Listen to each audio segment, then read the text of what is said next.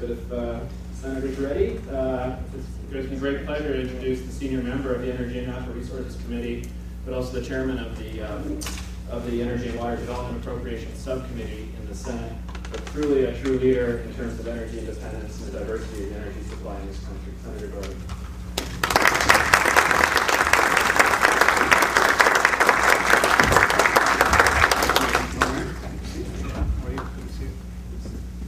Well, thank you very much. It's nice to be here. Kind of warm out there today, and I just came from Capitol Hill and was invited to say a few words about the topic that you're on today. I was speaking in Bismarck, North Dakota on Monday at the Energy Expo that I organized. It's the 5th year that I've done the Energy Expo, where we bring all forms of energy together and talk about everything. Production of all kinds of energy and conservation and efficiency and all of those things. And I told them about J. Paul Getty.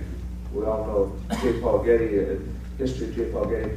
J. Paul Getty was asked once, to what do you attribute success generally? What is success? And he said the menu is really quite simple. He said you go to school, you study very hard and do well in school, then you get a job and you work hard and you excel. Then you strike oil.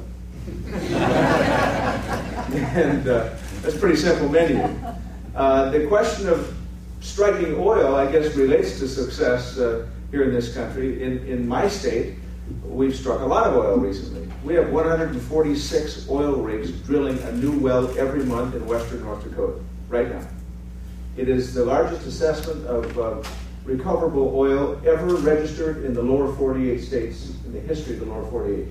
The USGS did an assessment of what is called the Bakken Shale, and they said in that formal assessment there is up to 4.3 billion barrels of recoverable oil, which is the largest assessment they've ever made, using today's technology, by the way. So, I come from a state that's very busy drilling holes in the earth. And from a planet standpoint, we stick little straws in the planet, we suck out oil, we suck out about 85 million barrels a day. We need 1/4 of it in the United States of America, this little spot. We need 1/4 of it to satisfy our appetite to come right here in the United States.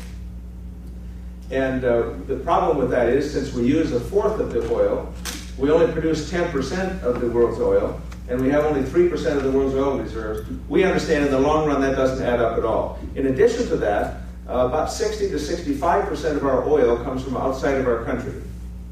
And about 70% of the oil that is used in America is used in the transportation fleet.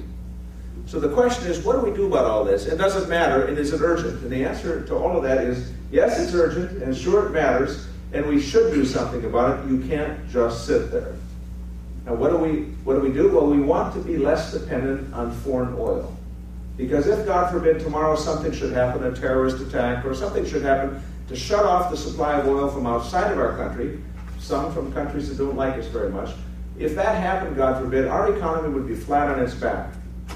And what if tomorrow it's not an average Friday? What if tomorrow the price of oil goes to $147 a barrel in day trading, and then from there to $187 a barrel and $207 a barrel? It went to $147 a barrel a couple of years ago with a futures market that was completely broken, and there isn't one person in this room that could do a thing about it. You just paid the bill.